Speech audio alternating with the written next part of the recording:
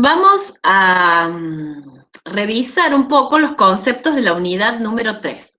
Como habrán visto, la unidad 1 y la unidad 2, digamos que tienen todos los elementos para poder hacer un análisis descriptivo de un conjunto de datos. Ver cómo recolectamos los datos, si esos datos provienen de una población o de una muestra, qué vamos a analizar, si vamos a determinar de alguna manera el comportamiento a través de ciertas medidas, si los datos son numéricos, o simplemente agruparlos en tablas o en gráficos para poder visualizar la información que va presentando ese conjunto de datos. Ahora bien, cuando comenzamos a trabajar con la unidad número 3, es porque queremos saber si todo eso que hemos estudiado de la descripción de los datos, si esas unidades de análisis pertenecen a una muestra, si vamos a poder hacer inferencia o vamos a poder generalizar a toda la población.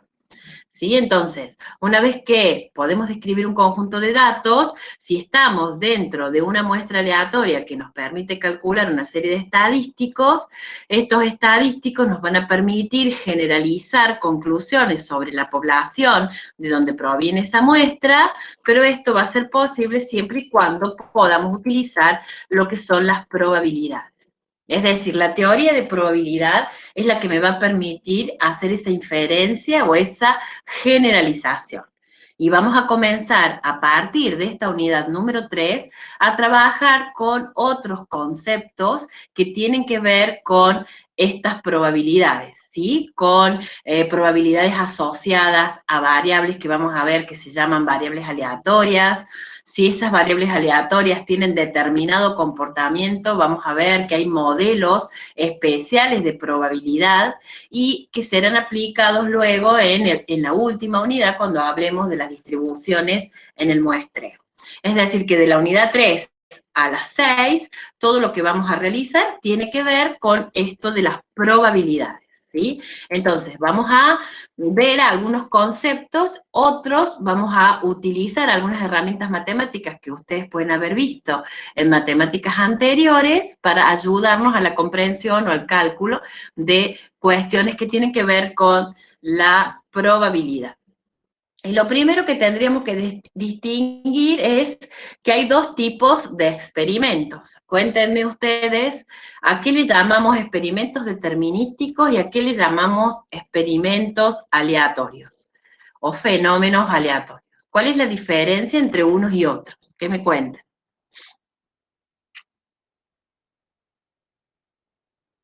Profe, los determinísticos son aquellos que se pueden de antemano saber cuáles son, mientras que los aleatorios es más, ¿cómo se diría?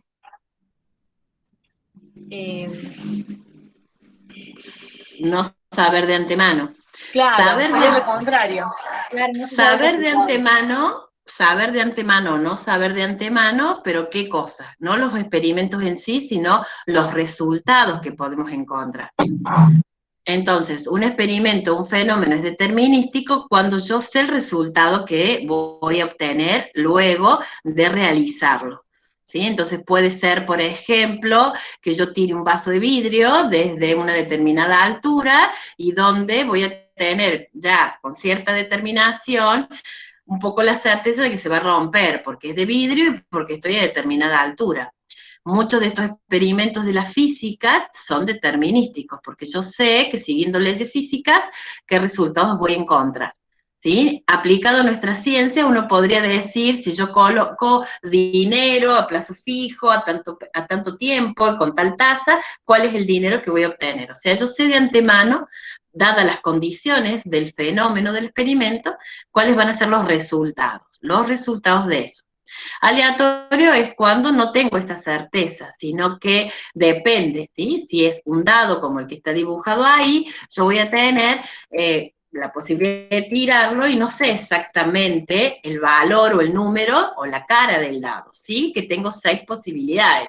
Puede salir, si es un dado de 6 caras, el 1, el 2, etcétera. ¿Sí? Entonces, el experimento aleatorio, yo no sé de antemano cuál es el resultado,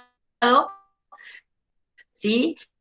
Y entonces estos experimentos aleatorios son los que van a tener asociado una medida de probabilidad. Entonces suelen ser los experimentos aleatorios los que se realizan bajo ciertas condiciones. Primero de incertidumbre, porque yo tiro una moneda pero no sé qué cara va a salir, por ejemplo. Si tiro un dado tampoco sé. ¿Sí?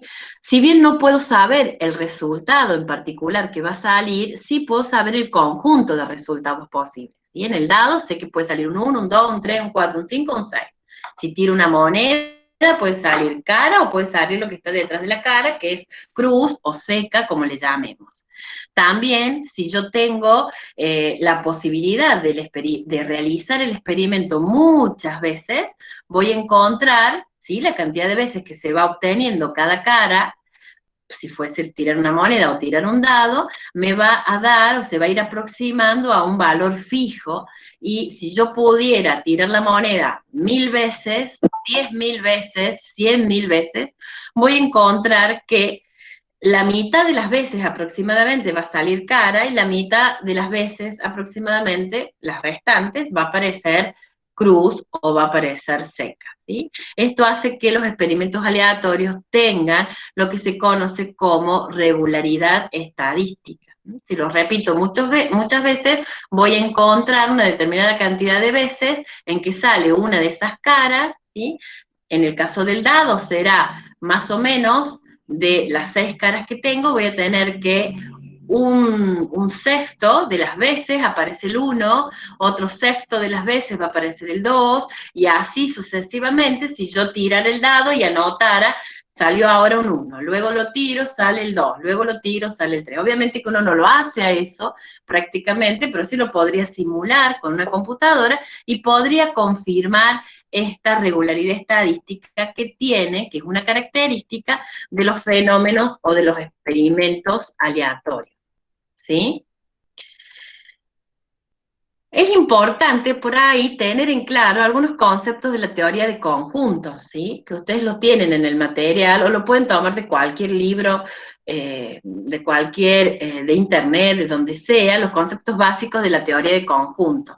¿Y por qué es importante? Y bueno, porque muchas de las cosas que hagamos con los eventos, que ya vamos a ver qué son, y las probabilidades relacionadas a esos eventos, se pueden realizar porque, digamos, son similares o tienen como un correlato en las operaciones de la teoría de conjunto, en la intersección, en la unión, en el complemento, si está incluido o no está incluido, el conjunto universal, el conjunto básico, ¿sí? Entonces ese repaso les va a hacer falta para poder trabajar con eh, la teoría, con las probabilidades y los eventos, ¿sí? Entonces, recordando rápidamente, la unión de dos conjuntos tiene como resultado a todos los elementos de ambos conjuntos. La intersección de esos dos conjuntos tiene como resultado otro conjunto, pero solamente formado por los elementos que están en común entre esos dos. Luego podemos tener algunas otras leyes, ¿sí?, de conjuntos que es bueno tenerlas en cuenta, porque por ahí las conocen como propiedades de los números, de ciertas operaciones, y acá también se van realizando, se van tomando.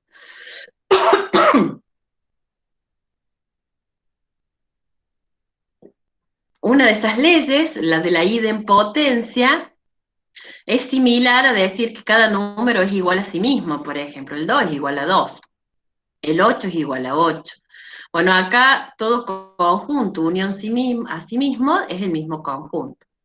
Todo conjunto, intersección a sí mismo, es el mismo conjunto, ¿sí? Luego la asociatividad, la conmutativa, siempre con la unión y con la intersección, en este repaso de los conjuntos. Me voy a ahogar, voy a hacer una pequeña pausa.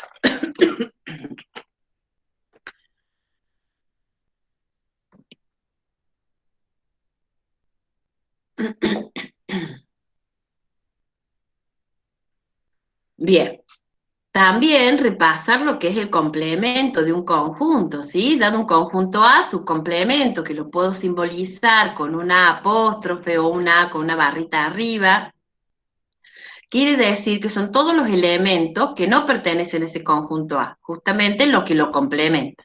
Pero si yo hago la unión del conjunto A con su complemento, eso será el conjunto universal que lo voy a simbolizar con una letra griega, omega. Mientras que la intersección de un conjunto con su complemento no va a tener elementos en común, va a ser el conjunto vacío que voy a simbolizar con esta letra griega.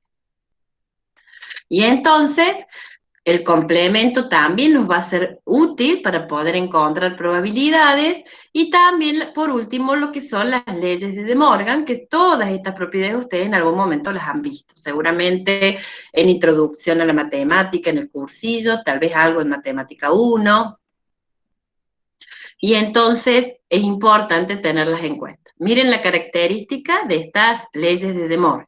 Estamos diciendo que el complemento de la unión de dos conjuntos es igual a la intersección de los complementos, ¿sí? O bien, el complemento de la intersección de dos conjuntos es igual a la unión de los complementos, ¿sí? Todo esto se puede probar simplemente con un diagrama de Venn, haciendo los sombreados correspondientes para probar estas igualdades.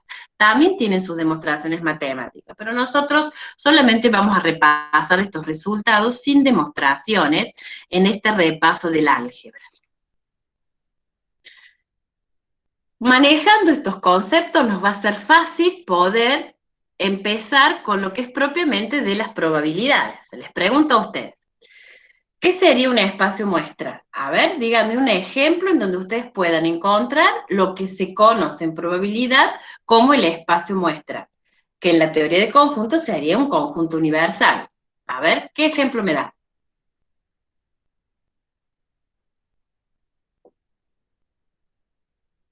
¿Saben lo que es el espacio muestral? Sería, profe, todos los resultados ¿De qué? de ese experimento que se está haciendo aleatorio. Todos los resultados posibles de un experimento, exactamente. Claro. Y eso quiere decir entonces que si tiro la moneda podrá ser cara y la contracara o la seca o la cruz que tenga la moneda. Si tiro un dado, será el 1, el 2, el 3, el 4, el 5, el 6. Si el experimento fuese la nota que puedo sacar en un parcial, podrá ser 0, 1, 2, 3, hasta 10. Todos los resultados posibles de un experimento será el espacio muestral que vamos a simbolizar con omega. Si en vez de una moneda tiro 2, fíjense que todos los resultados posibles han cambiado, no son solo 2, sino que acá lo que voy a tener son 4. Voy a tener que salga cara en las dos monedas, que salga cara y cruz en este orden, o en este orden, o que las dos salgan cruz. Entonces tengo 4 resultados posibles del experimento, ¿sí? Ese es entonces mi espacio muestral. Ese espacio muestral puede ser finito o puede ser infinito. Finito es cuando yo tengo la posibilidad de numerarlo y de alguna manera de contarlo, como tirar una moneda y que salga cara o que salga cruz, ¿sí? Entonces, en este caso, es finito. Es infinito, en cambio, cuando yo no tengo la posibilidad de contarlos, porque justamente tiene infinitos resultados el experimento. Y puedo distinguir entre los numerables y los no numerables. Los no numerables es cuando yo tengo conteos o tengo valores discretos o valores enteros, como por ejemplo acá cantidad de autos que pasan por un peaje, 0, 1, 2, 3 y infinito, no sé cuántos podrían pasar. Y no numerables es cuando yo no los puedo contar, cuando tiene que ver o está relacionado con tal vez variables continuas, con números reales, y entonces lo dejo expresado como que los valores son todos mayores o iguales a 0, o están comprendidos entre dos valores, ¿sí? Cuando su notación sean los números reales. Entonces, de esa manera, yo puedo tener que mi espacio muestral puede enumerar los elementos o no enumerarlos, puede ser finito, pueden ser infinitos. En ese espacio muestral, en este omega, cuando nosotros hablamos de todos los resultados posibles de un experimento, lo podemos asociar con lo que es un evento. Profe, perdón. Sí. La diapositiva anterior, en el espacio muestral, yo vi los videos que subieron del profe Moneta y Ujú. clasifican discretos y continuos y dentro de discretos, finitos e infinitos. También estamos diciendo más o menos lo mismo.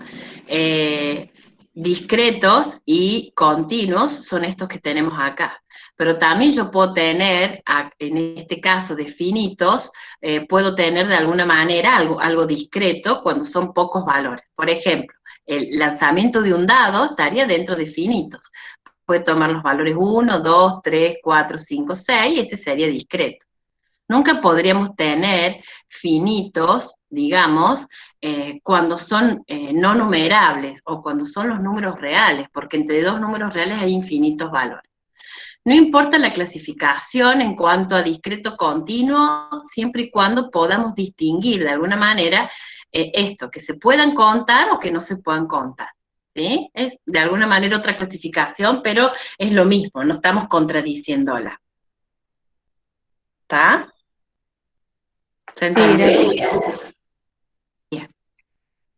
Entonces decíamos que todos los resultados posibles del experimento son, cada uno de ellos, un evento, ¿sí? Entonces, de ahora en más, vamos a hablar de eventos. Que salga un 3 en la tirada de dado es un evento.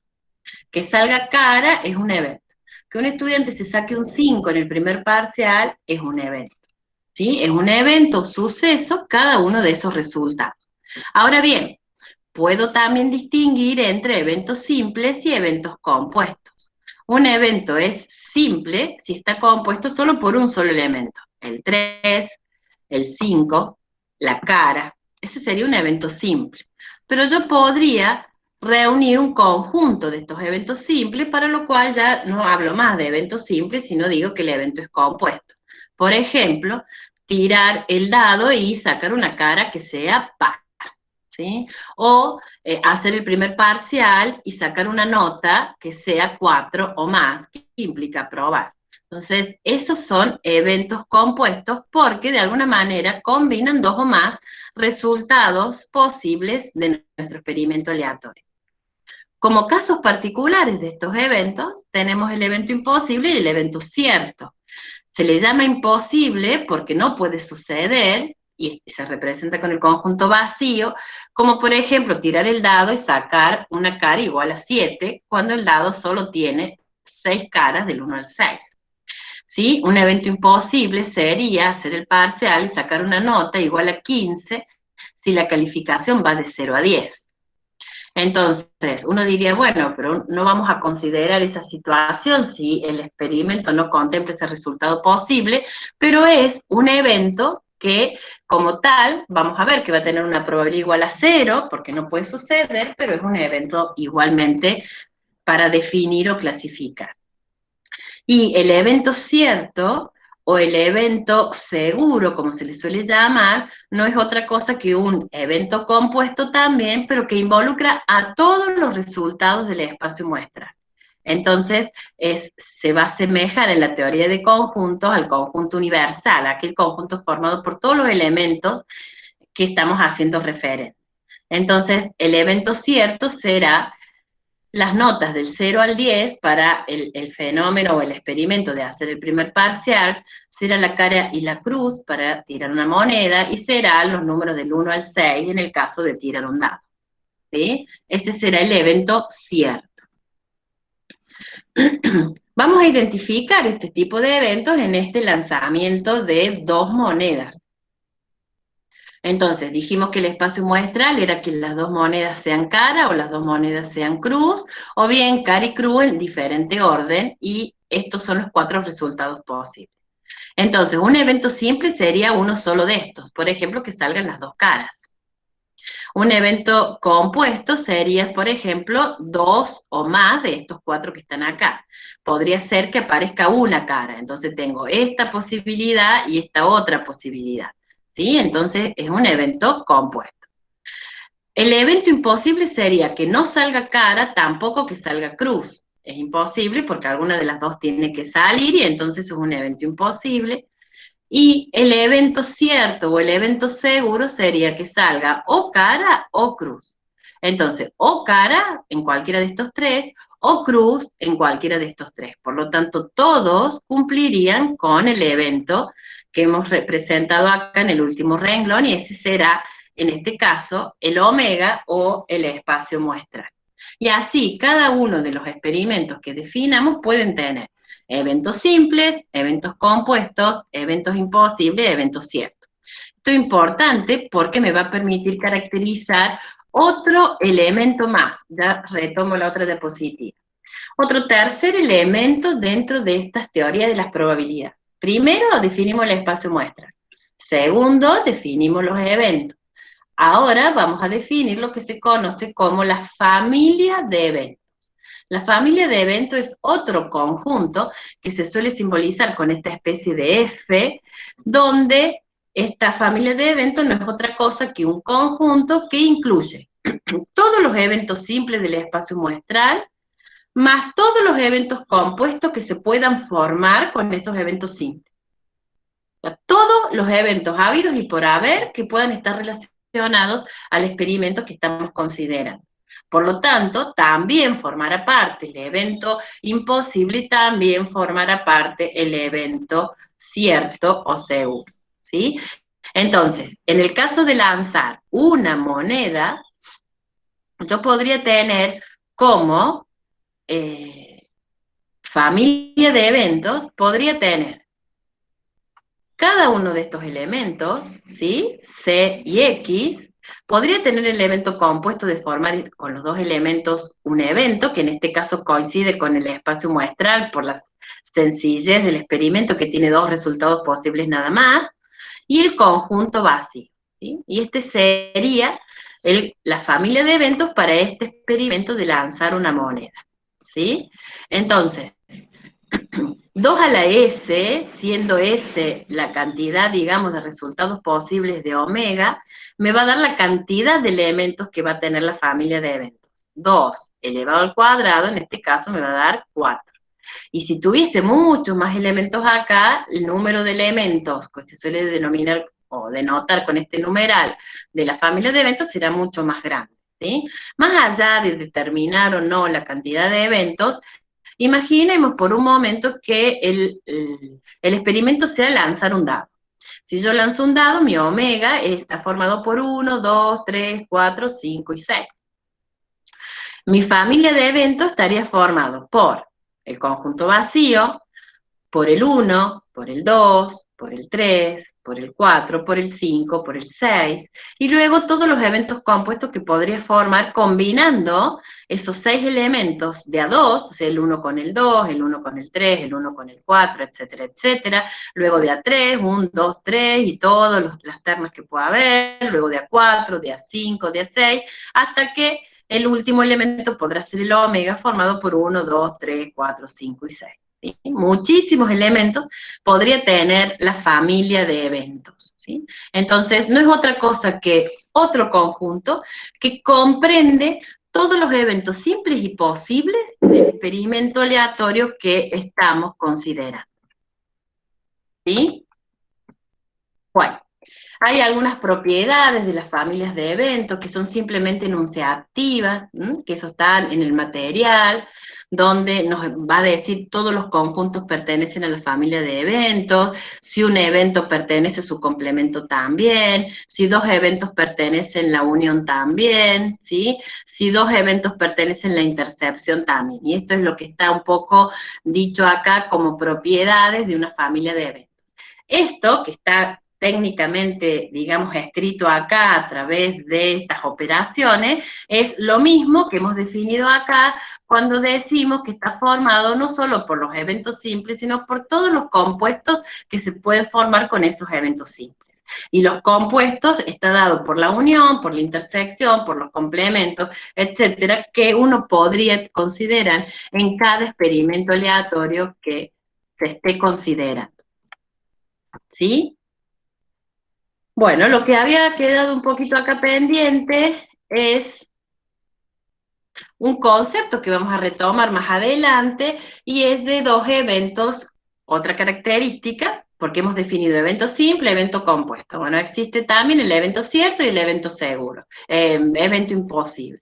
Bueno, también los eventos pueden ser mutuamente excluyentes, ¿sí? A ver, con palabras sencillas, ¿qué querrá decir mutuamente excluyentes en el caso de que el experimento sea tirar un dado?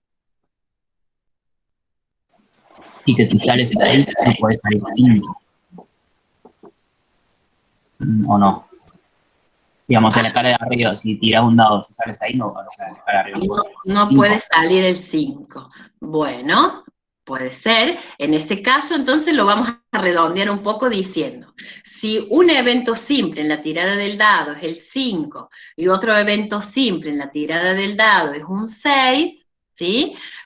Como no hay un elemento en común que se superponga porque o sale 5 o sale 6, entonces decimos que esos dos son dos eventos mutuamente excluyentes, ¿sí? Que es correcto, ¿está bien? Eso es así, sale cara, sale cruz, son dos eventos mutuamente excluyentes, porque no puede salir cara y cruz a la vez, así como bien dijeron, no puede salir el 5 y el 6 a la vez, ¿de acuerdo? Entonces es importante considerar que mutuamente excluyentes serán dos eventos que no tienen elementos en común, que no pueden suceder en el mismo momento.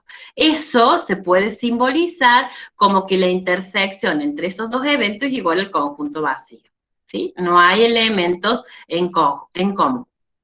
Entonces miremos acá estos tres eventos, ¿sí? El espacio muestral está formado por estos números, 2, 3, 4, 5 y 6, y tengo el evento A está formado por el 3, el evento B está formado por el 2 y por el 4, y el evento C está formado por el 2, el 4, el 5 y el 6, ¿sí? Podrías representarlo a través de un diagrama de Venn, sí, lo puedo hacer, es algo sencillo. Vamos a analizar estos tres, digamos, incisos o puntitos en función de si son o no mutuamente excluyentes. El evento A formado por el 3, ¿es mutuamente excluyente al B, que está formado por el 2 y el 4? Sí. Sí, porque no hay un elemento que esté tanto en A como en B. ¿Sí? 3, 2 y 4, ningún elemento común. ¿El A con el C son mutuamente excluyentes? Sí. No. Igual. ¿Por qué no? ¿Qué opinan? El 3 con el 2, el 4, el 5 y el 6, ¿son mutuamente excluyentes? Sí, sí son. Sí, profe. Opino que sí. No hay un elemento en común, el 3 no está acá, por ejemplo. Ahora, B y C, ¿son mutuamente excluyentes? No. ¿Por qué? No, comparten el 2 y el 4. Perfecto, comparten el 2 y el 4, ¿sí? Entonces, este es un concepto que va a ser importante para tenerlo en cuenta en próximos razonamientos que hagamos. Si bien acá son conjuntos muy sencillos de números, yo podría tener, digamos, un conjunto de personas las cuales les he preguntado si trabajan o no trabajan. Y también les he preguntado otras cosas. Por ejemplo, le podría haber preguntado si...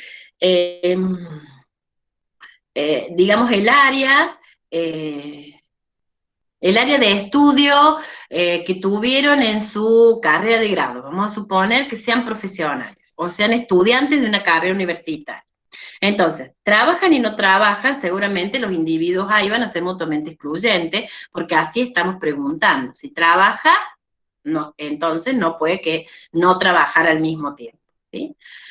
Pero puede ser que trabaje y haya estudiado una carrera de ciencias sociales, o que trabaja y haya estudiado una carrera de ciencias naturales. Entonces, en ese caso, yo voy a tener elementos en común. Trabaja y un área de conocimiento. Ahí no serían mutuamente excluyentes. ¿Estamos? Entonces, eso se va a aplicar mucho en distintas situaciones que vamos a considerar. Bien. Viendo que ya sabemos el espacio muestral, sabemos lo que es un evento, sabemos que los eventos se pueden clasificar según cómo lo vayamos a definir, según cuál sea nuestro interés, en simple, en compuesto, y tienen esta característica adicional de ser mutuamente excluyente, ahora vamos a definir lo que es una probabilidad. Porque si los fenómenos aleatorios son los que van a tener asociada una probabilidad, esa probabilidad tiene que ver con cada uno de los resultados posibles de ese fenómeno o experimento aleatorio. Entonces la probabilidad siempre va a ser un número que va a ir entre 0 y 1. Podríamos multiplicarla por 100 y hablar del porcentaje de la probabilidad, y va a ser correcto, pero ojo acá, que no puede ser ni un valor negativo, ni puede ser un valor que supere a 1, ¿sí? Es un número que va entre 0 y 1, un número real, ¿sí? Entonces la probabilidad siempre será un valor entre 0 y 1. Podemos ver que hay distintos enfoques para asignar probabilidades. Cuéntenme ustedes, estos enfoques, clásico, frecuencial, subjetivo, ¿qué les parece? ¿Qué idea les da? ¿Qué son? ¿En qué se diferencian unos de otros?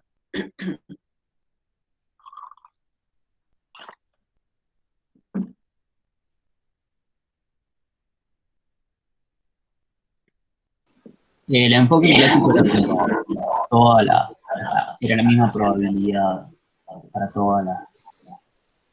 O sea, qué sé yo, en un dado tenés 1 sobre 6 de que salga el número que vos querés, por ejemplo el 3. Hay un sexto de probabilidad de que salga el 3. Son como todas Ajá, iguales las probabilidades. ajá. Y entonces, porque las probabilidades son iguales, vos decís que eso es el enfoque clásico. Claro. ¿Qué me Y dice el resto? también se tienen que conocer todos los resultados de omega del universo. En este caso, el espacio muestral que nosotros llamamos. Para poder aplicar el enfoque clásico. Claro. O sea, esas serían las dos condiciones que requiere.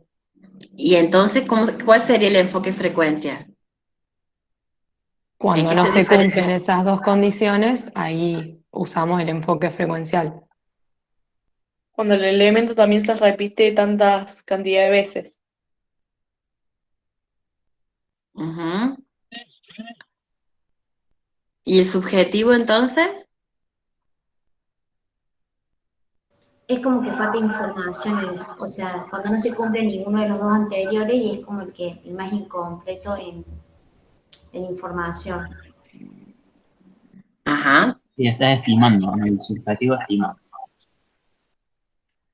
Bueno, vamos a aclarar algunas cositas en este sentido acá. En el enfoque clásico no necesariamente tenemos que tener las mismas probabilidades, ¿sí?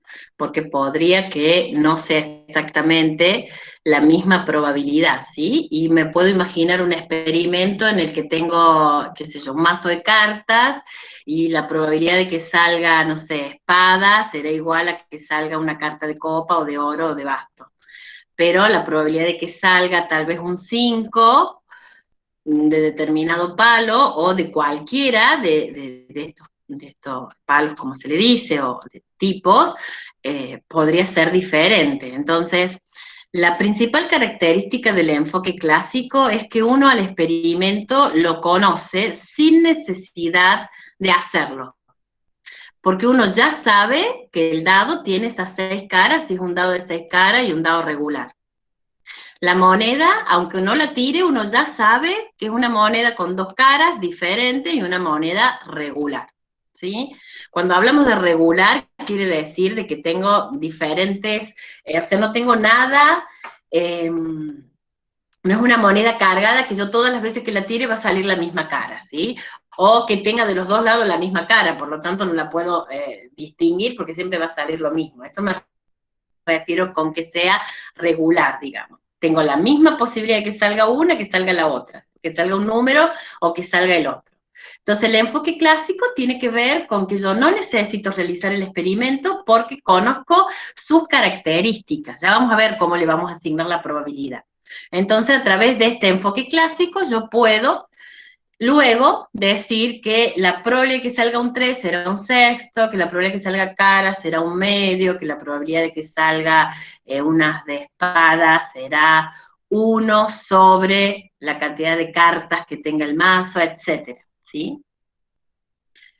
Mientras que en el enfoque frecuencial yo no conozco características de ningún experimento y tiene más que ver con una recolección de datos que uno realiza cuando está justamente investigando o analizando algo. Entonces, por ejemplo, tomo una muestra de estudiantes, pregunta determinadas cuestiones y va a tener en base a cada variable una frecuencia o cantidad de veces que se repite cada una de las respuestas, digamos, ¿sí?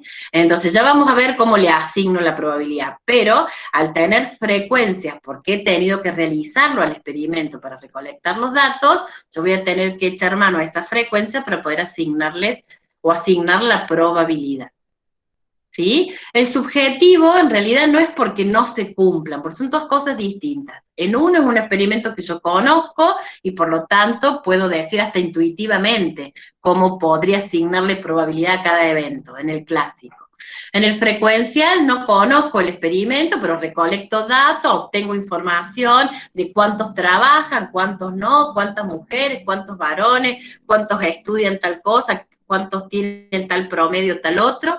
Y en cambio en el enfoque subjetivo es cuando tal vez un experto o una persona tiene cierto criterio para hablar de alguna probabilidad de que suceda algo, como una alta probabilidad, una baja probabilidad, donde tal vez utilice su experticia, y no es que esté, digamos, diciendo algo que esté mal. Alguien por ahí dijo, está estimando, exactamente, está estimando en función de lo que ha escuchado, de lo que ha pasado, de lo que sabe, pero sin un rigor científico, porque no ha recolectado datos, ni tampoco conoce, digamos, el experimento para intuitivamente hablar de cierta probabilidad. ¿Sí? Entonces, si nosotros hablamos de que hay un, no sé, 40% de pobres, porque tal vez lo escuchamos en las noticias, lo escuchamos en algún programa, o los expertos dicen, ¿sí? En general, tal vez si vamos a los datos y calculamos el porcentaje de pobres en función de las estadísticas oficiales de INDEC y demás, podemos tener más exactitud, ¿sí? Pero este valor, digamos, este enfoque subjetivo da una aproximación. Por supuesto que es un enfoque que no vamos a hacer nada con ese enfoque, simplemente saber que se le llama enfoque subjetivo, pero de hecho algunos libros ya ni mencionan ese enfoque. Es preferible conocer algo del experimento y si no lo conozco, recolectar datos para poder asignar probabilidades según este enfoque clásico o frecuencial, ¿sí? Y entonces, ¿cómo le asigno esa probabilidad? ¿Cómo encuentro el un sexto? ¿Cómo encuentro el un medio? Porque en realidad estoy aplicando esta relación, que también la voy a aplicar en el enfoque frecuencial, que es la cantidad de casos favorables al evento que estoy considerando, que por lo general se suele poner entre paréntesis al lado de la P de probabilidad, sobre el total de casos posibles que tiene el espacio muestra. ¿Sí? Entonces, conozco todos los resultados de omega, ¿sí? En el enfoque clásico dijimos que los conozco, ¿sí? Todos son igualmente posibles para el caso, o igualmente probables para el caso de que todos esos resultados tengan, digamos, una probabilidad igual cuando hablamos del dado regular o de la moneda regular, ¿está bien?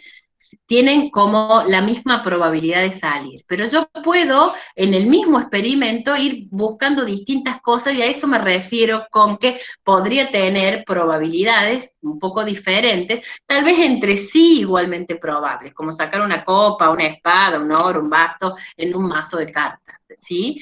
Pero lo que me tiene que quedar bien en claro es que los casos favorables al evento, ¿sí? Será en este caso, si el evento A es que salga un 5, será la cantidad de 5 que tiene el dado, 1. Si el evento A es que salga par la cara del dado, ¿qué puede salir? Un 2, un 4, un 6. O sea, tengo 3. Casos favorables, 3. ¿Sí? Esos son, así se definen los casos favorables a un determinado evento sobre los casos posibles, ¿sí? Que será la cantidad de caras del dado, en este caso 6. Entonces la probabilidad de que salga un 3, por ejemplo, será un sexto, pero la cantidad de que salga un número par será 3 sextos, ¿sí? O un medio si simplifico el 3 con el 6. Entonces siempre voy a, sin necesidad de que yo tenga que repetir muchas veces el experimento y que tenga que hacerlo, simplemente por los conocimientos que tengo del experimento, de sus resultados, yo puedo calcular estas probabilidades. ¿sí? Y luego ir combinando, ¿sí? La probabilidad de obtener más de un elemento, par, impar, caras mayores que 5, caras mayores que 2, etcétera. En el enfoque frecuencial la definición es la misma, ¿sí? Es la misma en el sentido que yo tengo casos favorables al evento A sobre la cantidad de casos posibles. Por ejemplo, si acá el evento A es que el estudiante trabaje, yo voy a dividir la cantidad de estudiantes que trabajan sobre la cantidad de estudiantes y voy a sacar la probabilidad de que trabaje.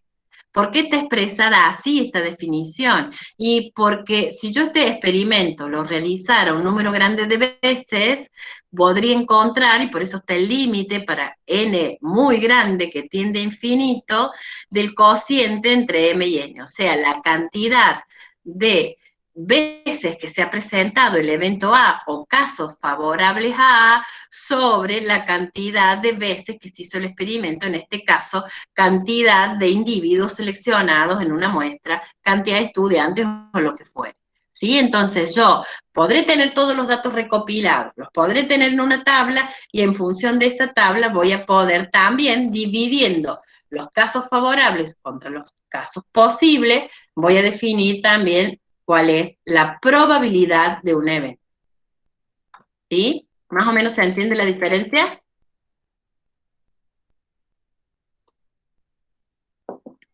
Sí, profe.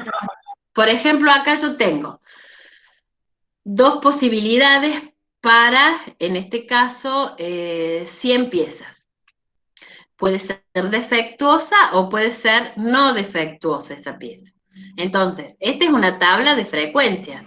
Yo tengo acá la variable que es categórica, defectuoso y no defectuoso, y tengo que 5 piezas de ese lote son defectuosas y 95 no son defectuosas. Entonces, si yo quisiera saber cuál es la probabilidad de seleccionar una de estas 100 piezas, y ver y ver si es defectuosa, sería la probabilidad de D, voy a llamar D al evento defectuoso, y va a estar dado por la cantidad de casos favorables a esta categoría de defectuoso, es decir, la cantidad de piezas defectuosas del lote, 5, sobre el total de piezas sobre las cuales estoy trabajando, que es 100, o el tamaño de muestra, o el tamaño en este caso del lote de piezas, 5 sobre 100 será la probabilidad de que seleccionando una pieza, esta sea defectuosa, ¿sí?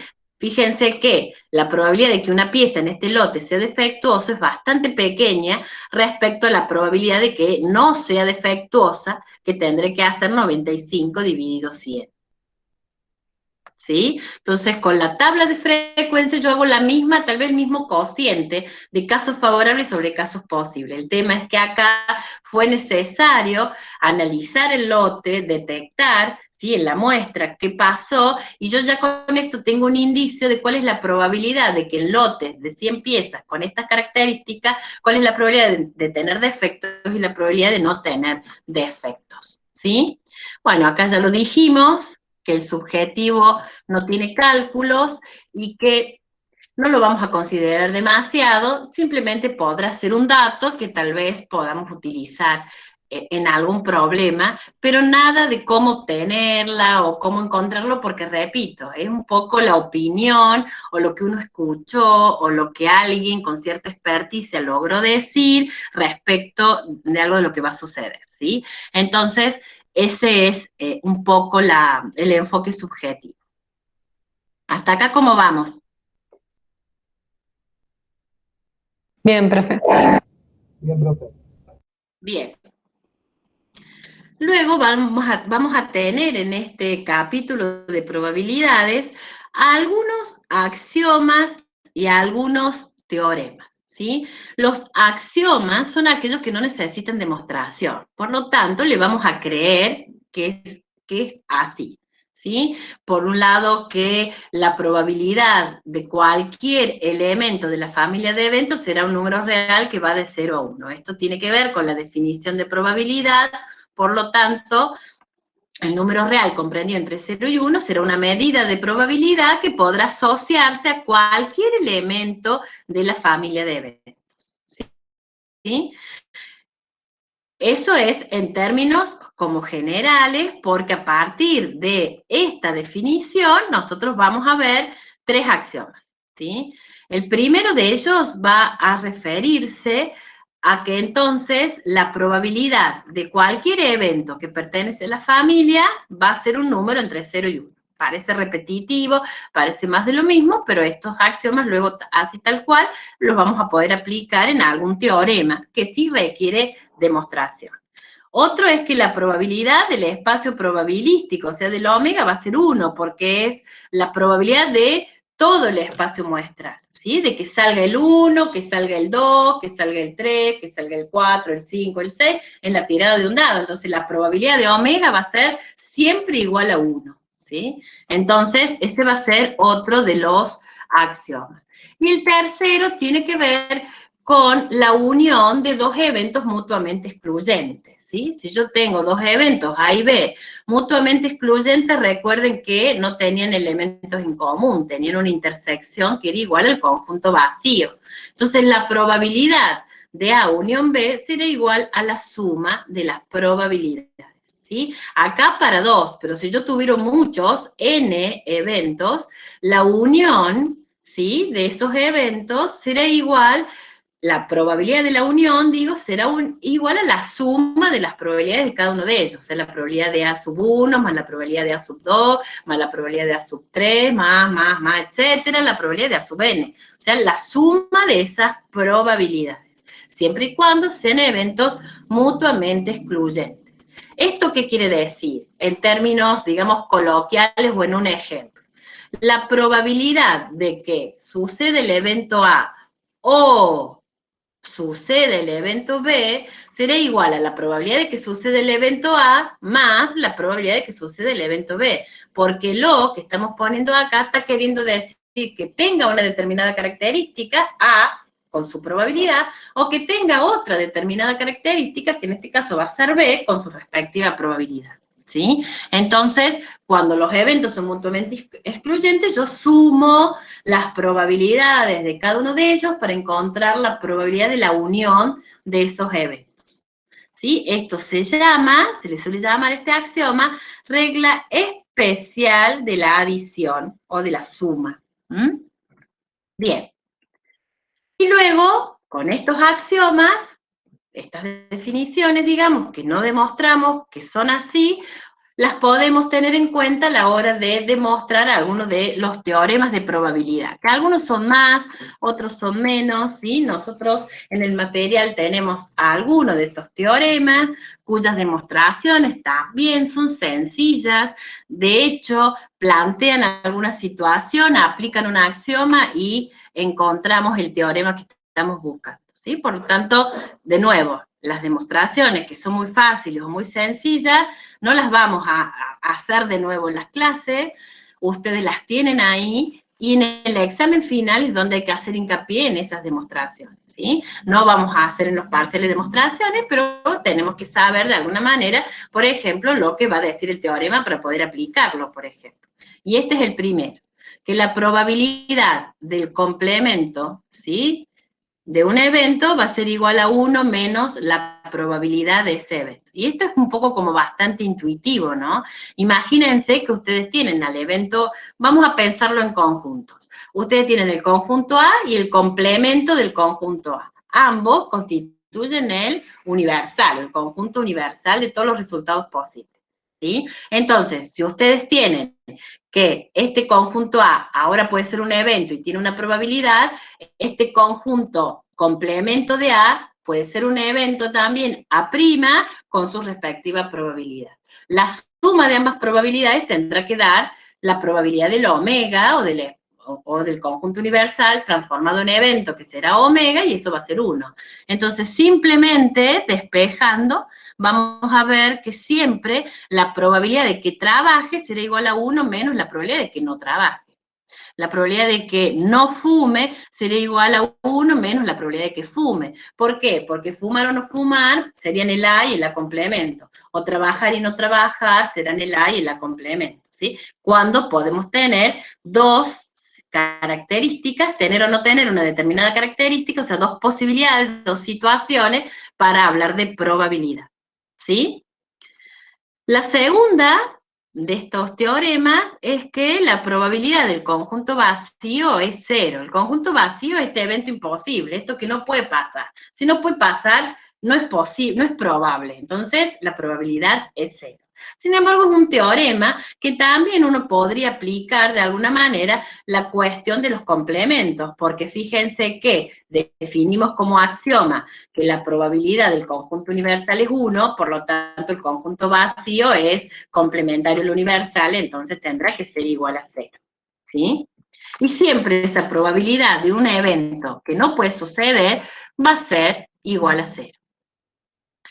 Ahora tenemos otro teorema que, al revés o a diferencia de lo que vimos con la regla especial de la adición o de la suma, tiene que ver con la probabilidad de la unión de dos eventos, pero ahora cuando los eventos no son mutuamente excluyentes, ¿sí? Entonces yo tengo la probabilidad de que trabaje o que fume. Entonces, esto no va a ser igual a la probabilidad de los que trabajan más la probabilidad de los que fuman, como vimos antes, y hasta acá llegaba el axioma que vimos recién. Sino que acá, como tengo elementos en común, porque voy a considerar que no son mutuamente excluyentes, eso quiere decir que puede haber gente que trabaje y que fume, ¿sí? Entonces yo le tendré que hacer esta diferencia y restarle esta intersección en el sentido de que si no estaría duplicando. Porque todos los que tienen la característica A, vamos a suponer que A es que trabajen, todos están sin distinguir, no importa que fumen o no fumen, son todos los que trabajan. Y en B, por ejemplo, todos los que fuman, no importa que trabajen o no trabajen. Pero yo voy a tener entonces acá, dentro de A, porque trabajan algunos que fuman, y voy a tener dentro de B algunos que trabajan porque fuman. Entonces yo debo restar la intersección para evitar duplicar, digamos así, las probabilidades cuando son eventos no mutuamente excluyentes. Imagínense que ustedes tengan dos diagramas de B. Tengan el conjunto A y tengan el conjunto B, ¿sí? Y tengan intersección, porque para que no sean mutuamente excluyentes, la intersección tiene que ser distinta al conjunto vacío, tiene que existir. Entonces, si ustedes consideran a A completo y a B completo, van a haber considerado doble a la intersección. Entonces, en términos de probabilidad, yo debo restar esta intersección, ¿sí? Y así puedo generalizar para dos o más eventos. Entonces, la probabilidad de la unión de dos eventos puede que sea la suma nomás de las probabilidades de los eventos simples cuando esos eventos sean mutuamente excluyentes. Si no son mutuamente excluyentes, deberé encontrar la probabilidad de la unión de esos dos eventos a través de esta expresión, ¿sí? La suma de las probabilidades de los eventos simples menos la probabilidad, ¿sí?, de la intersección entre ambos eventos. Y acá está un poco en resumen esto que les digo de la unión o de tener una característica u otra característica, ¿sí? ¿Son mutuamente excluyentes o no son mutuamente excluyentes? Si son mutuamente excluyentes, quiere decir que la intersección es vacía y la probabilidad de la unión es esto. Si no son mutuamente excluyentes, quiere decir que hay elementos en común y la probabilidad de la unión es esta expresión que tenemos acá, ¿sí? Que en definitiva, si yo no me acuerdo de estas expresiones, no me voy a equivocar, porque aunque yo acá quisiese restarle la probabilidad de la intersección, esa probabilidad va a ser 0, por lo tanto, no voy a tener inconvenientes. Pero sí, una cuestión de tipo conceptual muy importante, distinguir si los eventos son mutuamente excluyentes o no son mutuamente excluyentes, ¿sí? Bien, ¿hasta acá cómo vamos? Bien, profe. Bien. En este caso, yo tengo una tabla de contingencia, una tabla de doble entrada, tengo información, en este caso son establecimientos agropecuarios, tengo dos variables que caracterizan estos establecimientos agropecuarios que son 390. Tengo, por un lado, la zona geográfica donde se encuentran ubicados, que puede ser la zona A, B y C, le vamos a llamar evento A, B y C según la zona a la que pertenece. Y luego otra de las características que tiene es sus niveles de producción. Alto nivel de producción, mediano, bajo, y le ponemos 3 letras, D y F, para distinguir un poco de estas, ¿sí? Entonces, yo tengo acá en realidad tengo 2 características, pero he definido 6 eventos o eventos simples. Bien, lo que tengo en el cuerpo de la tabla son las frecuencias absolutas. Luego tengo los totales, ¿sí?, de cada una de las características en los márgenes. Acá están los totales por fila, acá están los totales por columna. Por lo tanto, esas son frecuencias marginales. Entonces, más allá de que yo puedo tener una serie de consignas, ¿qué me interesa que tengamos en cuenta? Algunas cosas, por ejemplo. Si yo quisiera calcular la probabilidad de que, dada esta información, ¿no? Esta es la base de mi información. ¿Cuál es la probabilidad de que, seleccionando un establecimiento agropecuario de la provincia de Córdoba, este esté ubicado en la zona B? ¿Qué harían ustedes? ¿Cómo me buscarían esa probabilidad? De que el establecimiento pertenezca o esté ubicado en la zona B. Sería el total. 104 sobre 390. Claro. Sería la cantidad de casos favorables al evento, que en este caso sería la cantidad de establecimientos ubicados en la zona B, 104, sobre el total de establecimientos. 104 dividido 390 sería la probabilidad que estoy buscando, en este caso la probabilidad del evento B. ¿Cómo se llama esa probabilidad?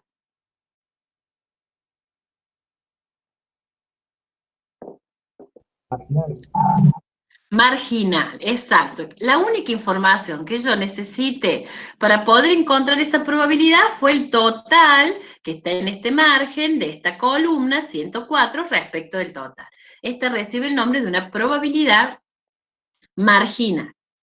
De la misma forma puedo obtener una probabilidad marginal si yo quiero encontrar la probabilidad de que el establecimiento seleccionado tenga un bajo nivel de producción.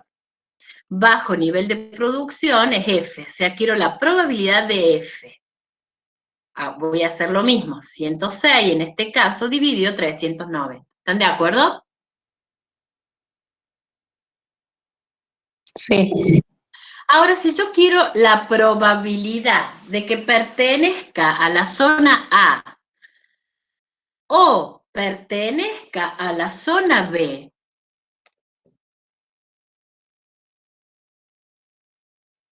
¿cómo la calcularía? Como son mutuamente excluyentes, calculo la probabilidad de que pertenezca a la zona A y la que pertenezca a la zona B. Y la sumamos. Claro, aplico la propiedad. Perfecto, entonces sería 147 sobre 390 más 104 sobre 390. Muy bien, pertenecer a la zona A o pertenecer a la zona B son eventos mutuamente excluyentes. Si está en una o en otra zona, ¿sí? Perfecto. Ahora, si yo quisiera calcular la probabilidad de que el establecimiento esté ubicado en la zona A o tenga un alto nivel de producción, ¿cómo calcularía?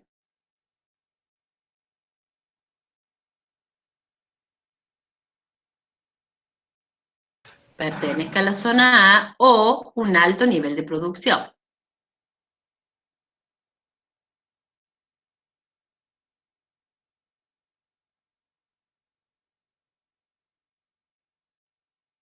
¿Qué me dicen? ¿Puede repetir, profe, cómo dijo? Selecciono un establecimiento y quiero saber cuál es la probabilidad de que pertenezca a la zona A, ¿sí? O que tenga un alto nivel de producción. O sea, la probabilidad de A unión D. Eso quiero. ¿Cómo la calcularía? Sumando la probabilidad de A más la probabilidad de D, digamos. O sea, 147 dividido 390 más Sí. 139 dividido 390. Menos la intersección entre ambas probabilidades. Exacto. Porque ser de la zona A o tener nivel de producción alto son dos eventos que no son mutuamente excluyentes. ¿Y cómo me doy cuenta que no son mutuamente excluyentes? Por este 69. Hay 69 establecimientos que están en común de ambas situaciones, o sea, pertenecen a la zona A y también tienen un nivel de producción alto. Por eso es que debo aplicar la regla general, donde a esas dos probabilidades que calcularon recién le deben restar este 69 sobre 390. Porque si no, el 69 queda duplicado. Forma parte del 147 y también forma parte del 139. ¿Está bien? No debe formar parte de esas dos probabilidades. O sea, en algunas se la tendría que quitar. Entonces, 147 sobre 390 más 139 sobre 390 menos 69 sobre 390. ¿Sí?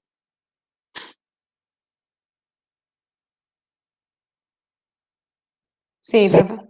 Sigo con otra. ¿Cuál es la probabilidad de que seleccionando un establecimiento pertenezca a la zona B y tenga un nivel de producción bajo?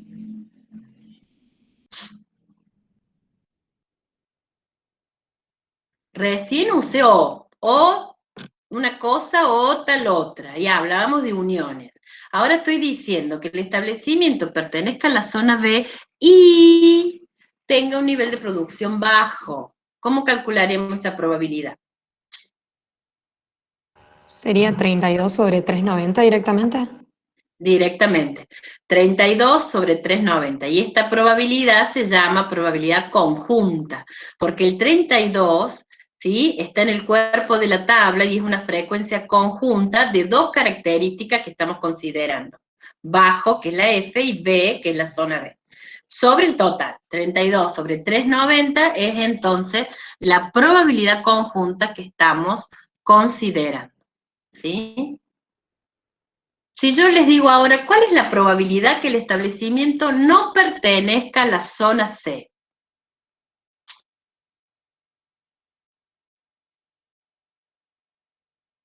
¿Cómo la calcularía?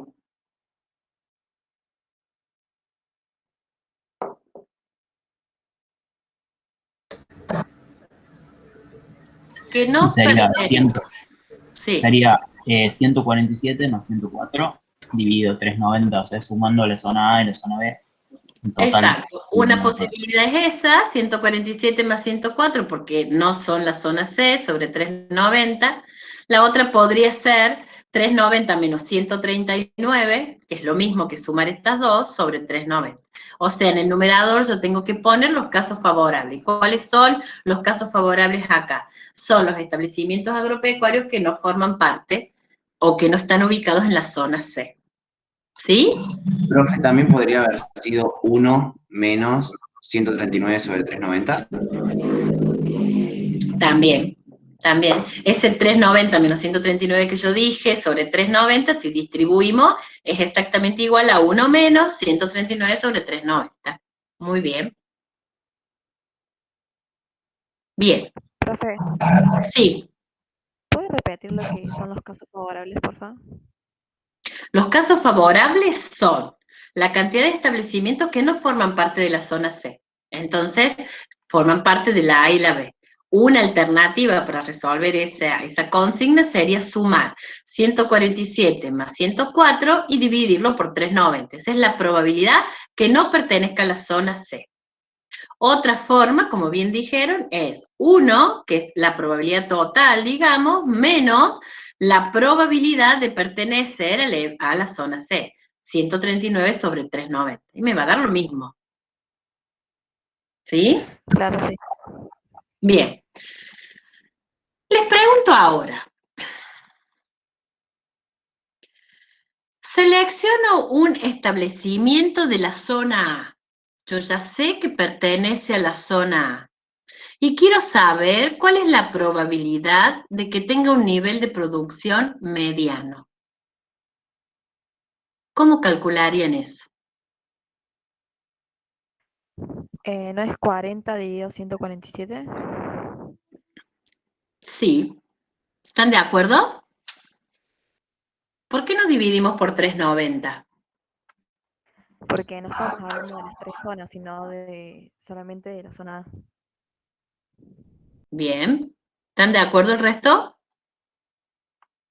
Sí, profe.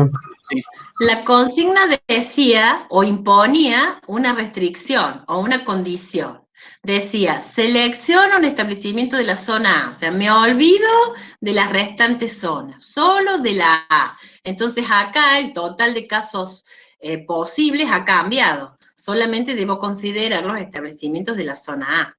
Entonces la probabilidad, dado que el establecimiento pertenece a la zona A, tenga un nivel de producción mediano, será 40 dividido 147. Y estas probabilidades, ¿cómo se llaman? Condicional. Condicionales, probabilidad condicional. Eso es importante que lo tengan en cuenta, ¿no? Acá la tabla tal cual está presentada tenía frecuencias conjuntas y frecuencias marginales, entonces directamente fueron mucho más sencillas encontrar las probabilidades, ya sea conjuntas, marginales o alguna combinación, si quería una unión, un complemento, alguna cuestión de ese tipo. Pero atención, que si yo hubiese tenido como datos una tabla de este tipo, donde, supongamos que la tenga en porcentajes para que la pueda ver mejor, donde yo tengo que la suma de las filas den el 100%, o la suma de las columnas den el 100%, ya no me está dando las frecuencias conjuntas o marginales, sino que me está dando frecuencias condicionales. ¿Estamos? Por lo tanto, esas frecuencias condicionales se escriben de esa manera. La probabilidad de un evento dado con una línea, que ya lo vamos a ver, otro evento. Entonces, tener cuidado a veces como están presentados los datos para poder encontrar las probabilidades que nos piden. Acá hay algunos ejemplos similares a los que hicimos, se los dejo ahí en esa diapositiva para que si quieren, son más o menos parecidos, son los mismos tipos que vimos. Y acá la definición de esa probabilidad condicional que bien dijo la compañera cuando hizo la división entre 40 y 147. 40 es una probabilidad conjunta, o sea, 40 sobre 390 sería la probabilidad conjunta, 147 sobre 390 sería la probabilidad marginal, esos 390 se simplifican, por eso en definitiva queda 40 sobre 147, es decir, una parte que es la probabilidad conjunta y otra parte que proviene de la probabilidad marginal, ¿sí? Entonces, así se define una probabilidad condicional. La probabilidad de un evento dado la condición de otro evento es igual a la probabilidad conjunta entre ambos dividido la probabilidad de la condición, o sea, de lo que está a la derecha de la barra, que en este caso es el evento B. Si esto hubiese estado al revés, probabilidad de B dado A sería igual a la misma probabilidad conjunta, pero dividido la probabilidad de A, porque es dado A. Hemos cambiado la condición. Y la condición es lo que nos da este denominador, ¿sí? Bien. Perfecto. Bueno, acá es el ejemplo parecido al del 40 sobre 147 con otros numeritos. Y acá está lo que les decía recién. Ojo acá si los datos hubiesen estado presentados de esta manera. ¿Sí? ¿Qué observan en esta tabla? ¿Qué dice esta tabla? ¿Qué ven?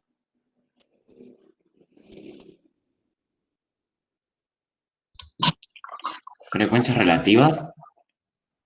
Sí, frecuencias relativas en porcentajes, pero no suman el 100%, digamos, no suman un porcentaje más otro que den el 100%, ¿sí? Miren lo que pasa acá. Y no es que acá yo sumo y me da el 300%, ¿no?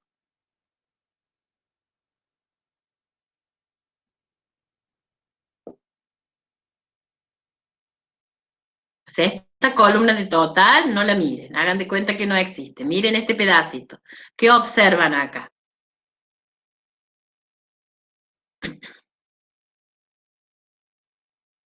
estas son probabilidades condicionales. O sea, ¿cuál es la probabilidad de que estando solo en la zona A, yo tenga alta producción, mediana producción y baja producción? Y dada la condición de que solo considero la zona A, acá tienen estas probabilidades.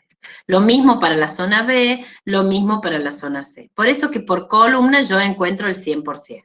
¿Sí? Fíjense, si lo quiero a esto escribir de una manera simbólica, es la probabilidad condicional. Dado que pertenece a la zona A, tenga bajo nivel de producción, que es F. Es la probabilidad conjunta sobre la probabilidad de A. Los datos dirían que esto es 38 sobre 147. El 38 sobre 147 no es otra cosa que el 38 sobre 390, que es la probabilidad conjunta, y el 147 sobre 390, que es la probabilidad marginal. Los 390 se simplifican, y esto es lo mismo que hacer 38 sobre 147, que es 0,259, el mismo valor que acá está en porcentaje. Si le saco el porcentaje, esto va a ser 0,259, igual que lo que yo tengo acá. ¿Sí? Entonces, lo que quiero decir con esto es atención, que los datos pueden estar o como están acá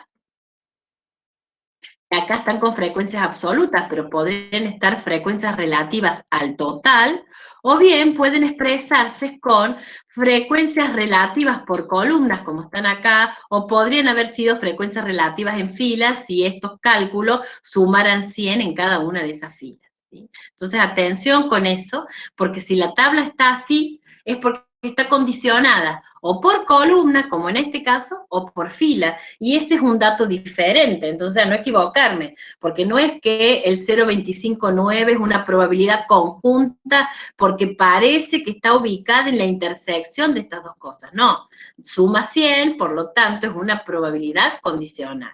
¿Sí? A partir de ella y de algún otro dato yo podré encontrar probabilidades que tal vez no conozca, como la probabilidad de una probabilidad conjunta, una probabilidad marginal, etcétera, según el caso que estemos considerando.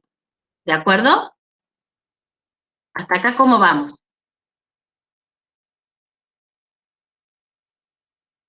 Bien, bien. Bien. Una vez que definimos la probabilidad conjunta, yo puedo, que hemos definido la probabilidad condicional, puedo relacionarla con la probabilidad conjunta. O sea, condicional es esta, la que tiene una condición puesta acá. Dado que pasó tal cosa, ¿cuál es la probabilidad que pase tal otra? Si el alumno trabaja, ¿cuál es la probabilidad de que fume? Si el alumno trabaja, ¿cuál es la probabilidad de que saque una nota mayor que? Etcétera, etcétera. Esta probabilidad condicional, por definición, es la probabilidad conjunta, o sea, la probabilidad de la intersección de esos dos eventos. La intersección es como un I.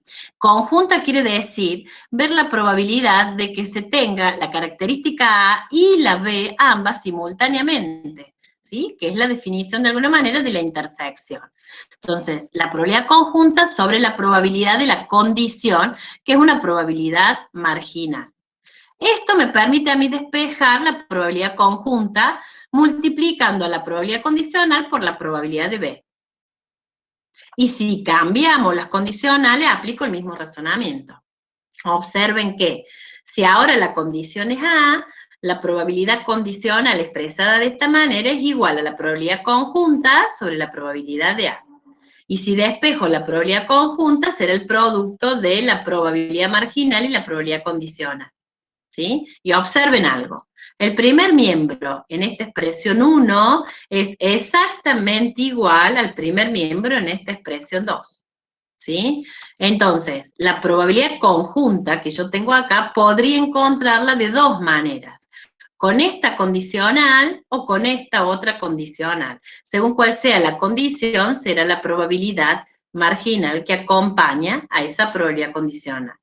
¿Sí? Esto es importante porque más adelante, no creo que hoy, pero en algún momento cuando lo revisemos, al teorema de Bayes, vamos a ver que nosotros tenemos información para calcular probabilidades conjuntas de una manera y tal vez necesitamos calcular probabilidades conjuntas de otra manera o probabilidades condicionales diferentes a las que podemos tener como datos. Entonces, de cualquiera de estas dos maneras yo estoy encontrando lo mismo. En este caso es la probabilidad de A y B, que es la probabilidad de la intersección de A y B.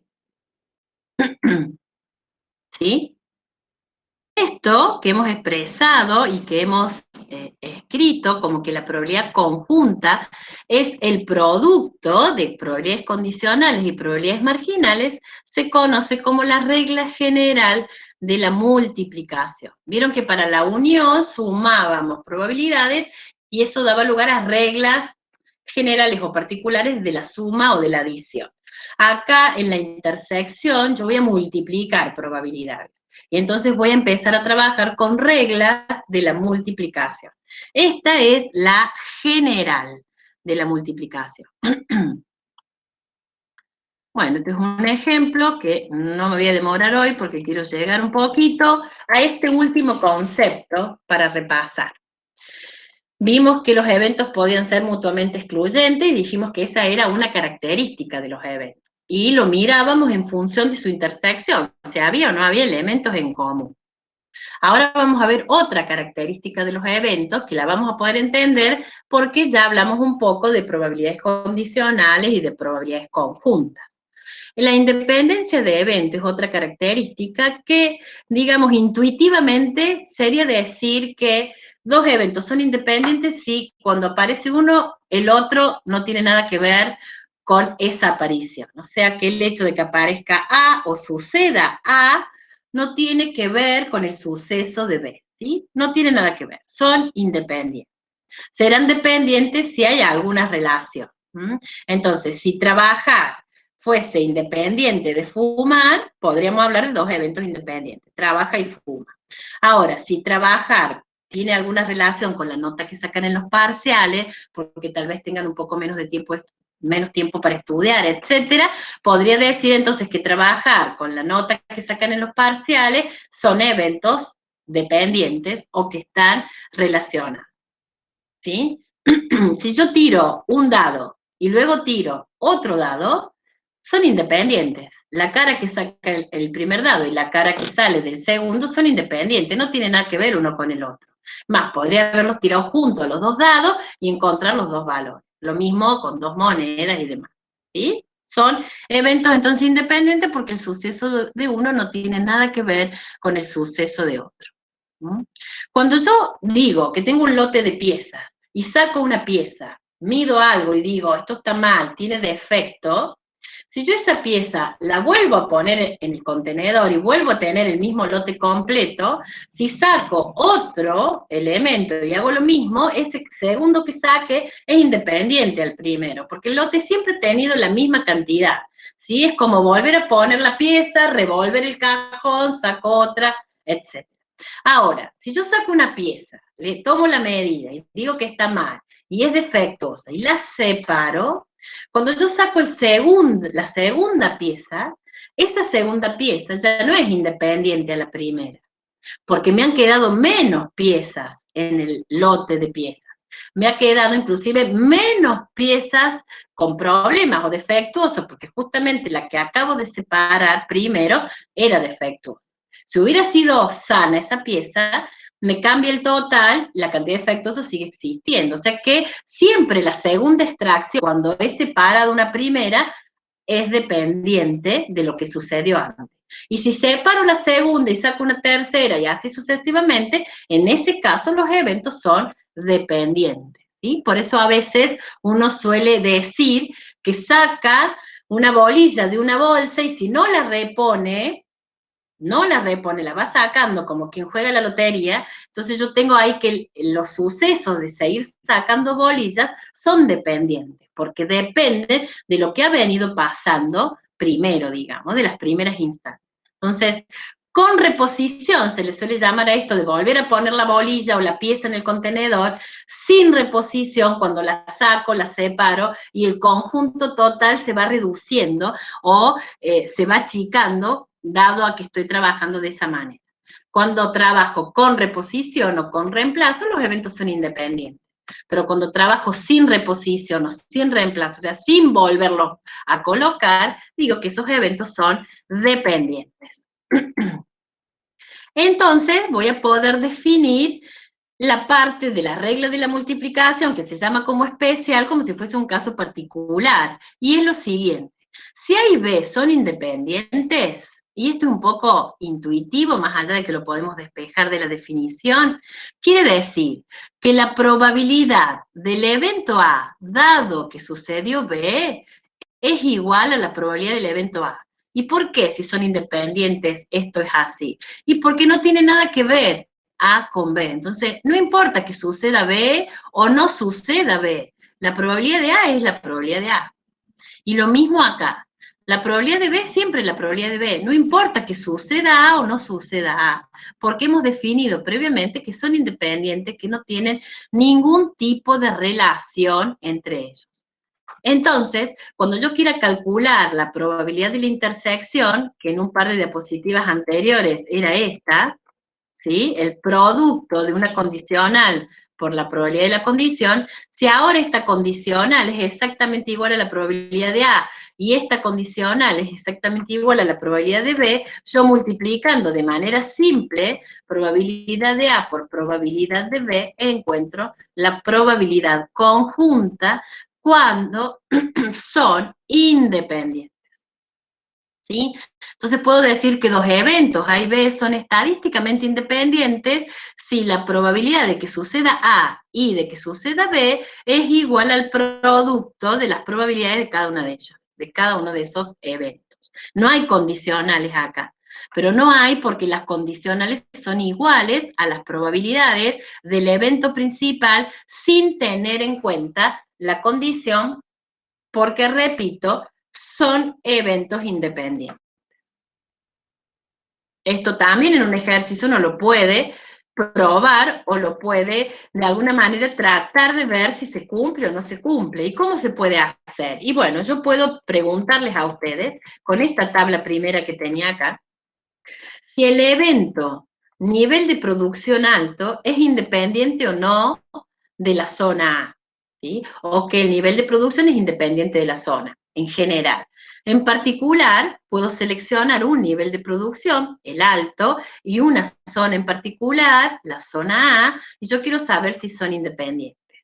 Si son independientes, acabamos de decir que la probabilidad conjunta de ambos es igual al producto de las probabilidades de cada uno de ellos. Entonces, la probabilidad conjunta entre ambas características sería 69 sobre 390. Eso me va a dar un valor. Si son independientes, este valor, probabilidad conjunta, o sea, probabilidad de D intersección A, tendría que ser igual al producto de la probabilidad de D por la probabilidad de A. La probabilidad de D es 139 sobre 390, multiplicado por la probabilidad de A, 147 sobre 390, obtengo otro número. Mirando ambos números, si son iguales, son estadísticamente independientes. Si son diferentes, son estadísticamente dependientes, ¿sí? Por lo menos van a ser independientes si por lo menos dos decimales coinciden. Si el tercer decimal no coincide, podríamos decir que no son independientes, ¿sí? Acá tienen, por ejemplo, justo el mismo ejemplo de A y D. Ese 69 sobre 390 da 0,177. Y el producto que dije de las dos probabilidades simples, 139 sobre 390 por 147 sobre 390, da 0,134. ¿Sí? Si fuesen los dos primeros decimales iguales y una pequeña variación a partir del tercero, diríamos que son independientes. Acá directamente cambia, ya desde el segundo decimal, se aleja bastante el 7 del 3. Por lo tanto, no son iguales. Y si no son iguales, no son independientes los eventos A y D. ¿Estamos? ¿Hasta acá cómo vamos?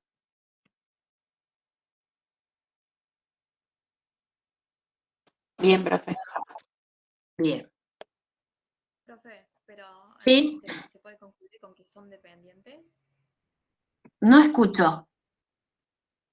En el ejemplo, concluimos que son independientes, entonces podemos decir que son dependientes. Claro, no son independientes o son dependientes, ¿sí? Y por lo general se suele concluir de esta manera como que estadísticamente no son independientes o son dependientes, ¿sí? Así es, digamos, la forma en que concluimos para saber si hay independencia o no, ¿sí? Y entonces, como síntesis de las reglas de la multiplicación, habrá que tener en cuenta si son independientes o no son independientes. Si son independientes, la probabilidad de la intersección se obtiene de esta manera. Si no son independientes, se obtiene de esta otra manera. Esto es lo que no corroboramos recién, ¿no? El 0,13 y el 0,17, y por eso fueron distintas. Entonces, de esta manera yo resumo, ¿sí?, esta otra característica que tienen los eventos si son o no son independientes. ¿Estamos? Son dos características distintas, ¿sí? Porque ser mutuamente excluyentes o no ser mutuamente excluyentes tiene que ver con la intersección o con la probabilidad conjunta, si existe o no existe. En cambio, en la regla de la multiplicación o cuando los eventos son independientes, acá la intersección existe siempre, ¿sí? Lo que pasa es que hay diferentes maneras en que las podemos encontrar según los eventos sean independientes o no. Puede haber algún casito particular que es cuando esa probabilidad, digamos, de alguno de estos dos sea 0, y entonces pueden ser independientes y esta probabilidad sería igual a 0, y como es igual a 0, también podrían ser mutuamente excluyentes. Pero es como un caso particular. No quiere decir que si es mutuamente excluyente, es independiente, no es independiente, ¿cómo es? No, habrá que analizar los diferentes casos, las posibilidades, pero que nos quede bien en claro que son dos características diferentes que tenemos de mutuamente excluyentes por un lado, independencia de eventos por el otro. ¿Estamos entonces hasta acá?